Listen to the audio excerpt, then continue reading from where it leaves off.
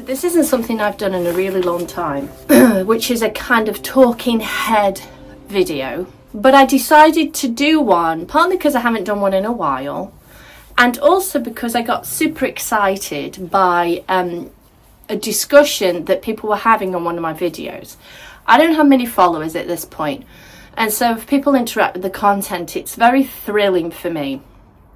And particularly if it's people I don't know, then it feels like, oh look, more people are finding me. Not that I don't like to hear from the people I do know, I do as well. But the question came up about, first of all, it began with the idea of what pagan gods I follow or worship. That was the first question, and it's a very legitimate question. And then somebody else responded and sort of said, you know, you don't have to follow a pantheon or a group of gods. And then they got into a bit of a discussion, a very nice discussion about the definition of paganism. Now, I will say that generally the internet can be a really horrible place for people, or when people decide to have this kind of respectful, interesting conversation about something, particularly something that I have been discussing, I feel like it should be honoured and respected in return. And so these are my answers to those kind of questions and that discussion, and I hope it's of interest to you. Please leave your responses in the comments, obviously. So the question first of what kind of which pagan gods do I worship? And they said, do you worship the Greek, Roman, Celtic, etc.? And my answer is none of them. And the reason that I say none of them is because I just never was interested in that aspect of paganism. It is an understandable question to ask, what kind of paganism do you follow? And some people have very clear paths. There are druids, there are heathens and so on, who may very well indeed have a structured group that they tradition that is followed to a certain extent. There are plenty of pagans who have particular affinity, let's say, with certain gods and goddesses, and they don't have to be pagan either. Some pagans will look to other religions and spiritual traditions, and sometimes that could be contentious depending on where those spiritual paths come from.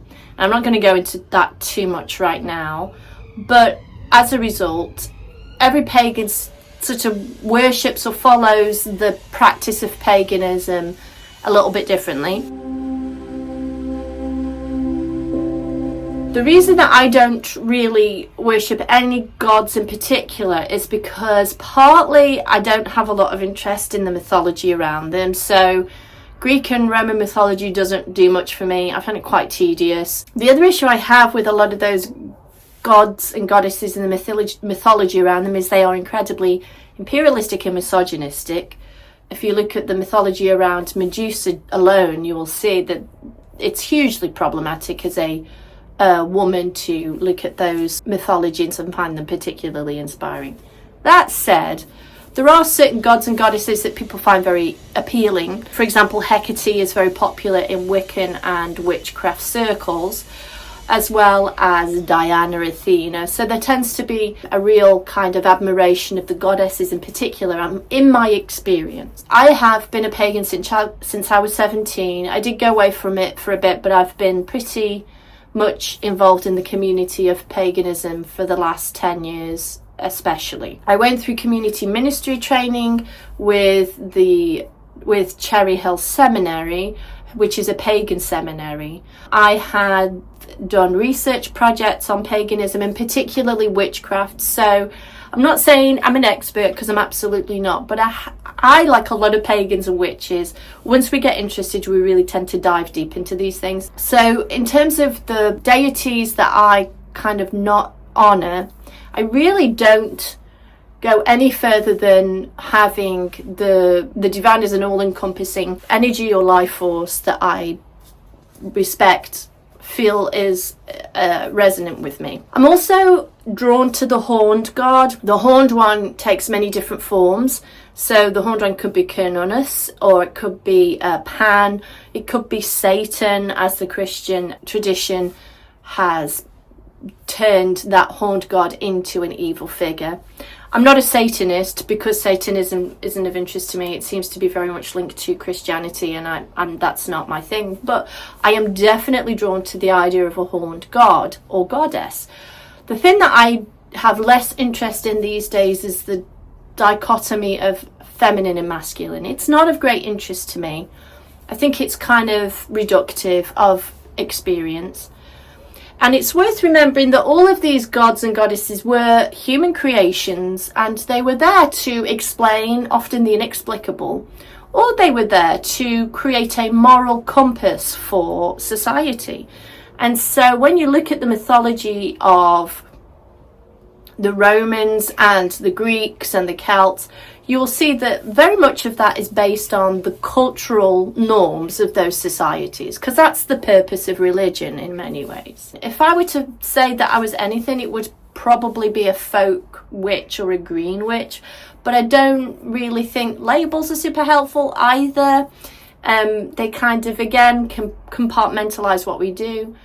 I find folk traditions, folklore of the British Isles, the folk practices and the local customs that you will find in the British Isles fascinating. And I also feel like that given that Wicca and witchcraft and paganism was sort of encouraged, or as we understand it now, developed around the beliefs of Gerald Gardner, you've got a very specific type of paganism and witchcraft there.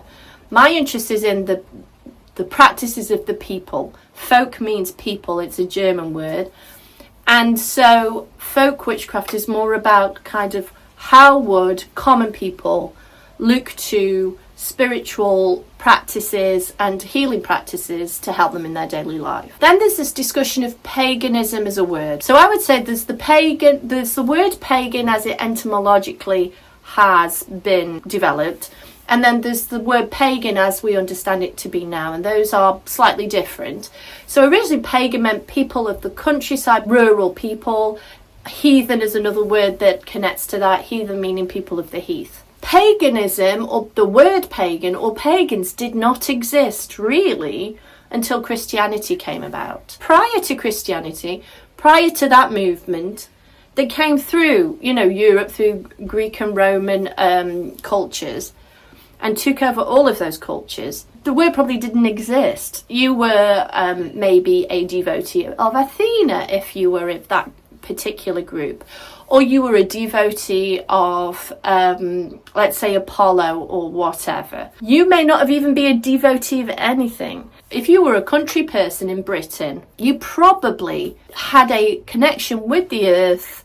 You had maybe some awareness of gods and goddesses, perhaps, depending on where you were, and despite its size, there's a lot of different customs depending on your geographical location. If you're in Scotland, for example, versus Cornwall. And so you probably had a connection and deep relationship with the countryside, with nature, with the earth, with the elements, because you were at the mercy of those things. Your crops could fail if you had a bad year in terms of climate and weather. You could be in more danger if you had a harsh winter and you didn't have the fuel to keep yourself and your family warm, if you didn't have food. And so it's more likely that if you look at kind of villages and communities who weren't greatly impacted by Roman invasion, developed practices that were unique to your community, and you continued those practices. Did you go into the fields maybe and bless those fields? Yes, you possibly did. Did you burn fires at the solstices to bring the light back? Yes, you probably did.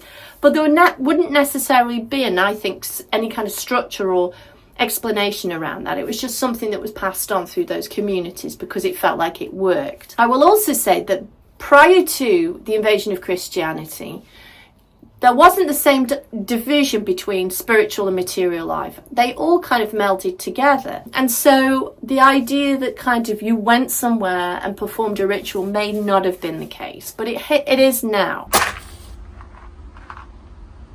Paganism is in parallel to Christianity. When Christianity came, paganism didn't disappear.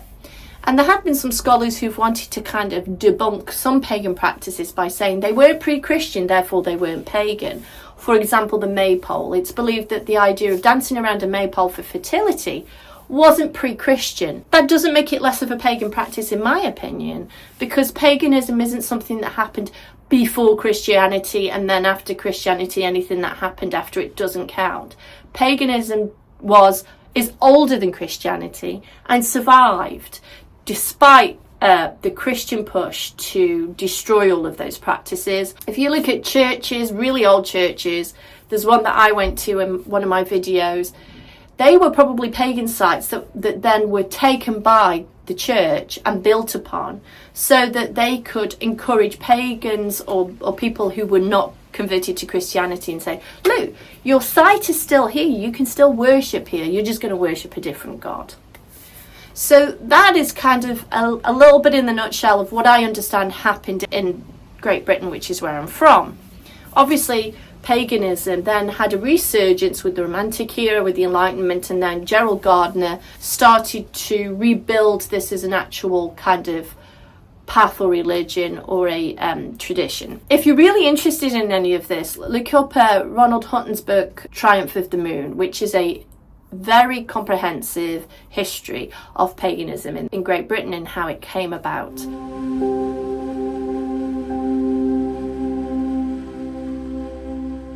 What does it mean to be a pagan today? It can mean really anything. You can be a Christo-pagan, you can be pagan but also partly Buddhist, let's say Wiccan group that has a hierarchy, that has almost like a learning path that you go through. You can be solitary, you can be in a group, you can be both. I've kind of walked both of those paths. I do have a solitary practice, but I also work in groups. Being a pagan, essentially, from what I understand from talking to many people, is a reverence for the earth and for all living things. And beyond that, it can really go in lots of different directions. And also with that tends to be an idea of immanence. Immanence is the idea that instead of having a transcendent God, which is very much a Christian God, and also a God in other kind of Abrahamic religions, where that entity or that kind of figure of a God is external to all of us and is basically pulling the strings. Immanence believes that all things have spirit, have life, and are part of a greater interconnected web, if you like, of life. And often that idea comes about in the divine. Sometimes it's called Gaia, because Gaia is seen as the earth itself is a living thing. And so pagans feel that they don't need someone else to be a conduit to access spirituality. They can find it in a field, in a garden, in a greenhouse, really anywhere that feels like there is a channel open to them.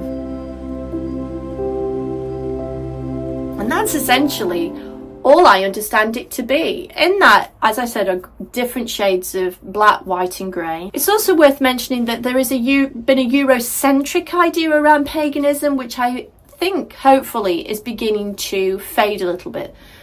Yes, Gerald Gardner was British and he was a European, and Wicca is kind of pretty much a European, if not a British religion, perhaps the only genuine British religion, if you want to discuss that. But paganism, in my opinion, you can find in all corners of the globe. Shamanism, I think, is very much linked to paganism. The idea of animism, souls in living animals and plants and so on, is very much a pagan idea, but is found in lots of different places in the world, obviously in indigenous communities all over the world. So paganism isn't just something that we can find necessarily in Europe. And I think that's really important, because we need to start to welcome these traditions into our kind of communities and acknowledge and validate that they have traditions too that we can respect and hold in that space. And I tend to find that pagan practices can morph and evolve into different things as time goes on. Sometimes for me, pagan practices are very simple kind of ritual of gratitude.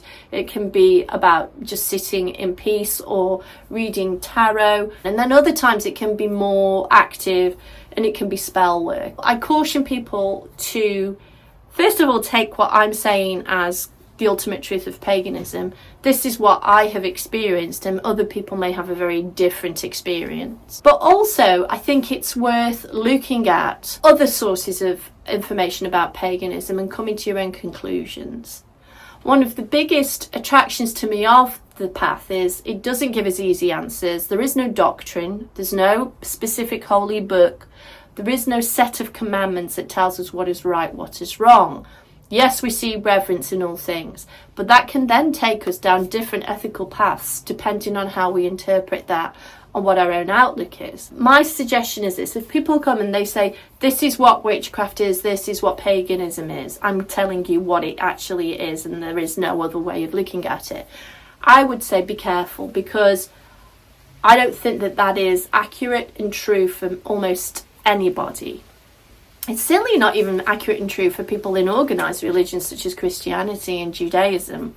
So that is my only kind of suggestion, is to take everybody's ideas, including mine, with a pinch of salt, and definitely use them as a jumping off point for your own exploration of paganism.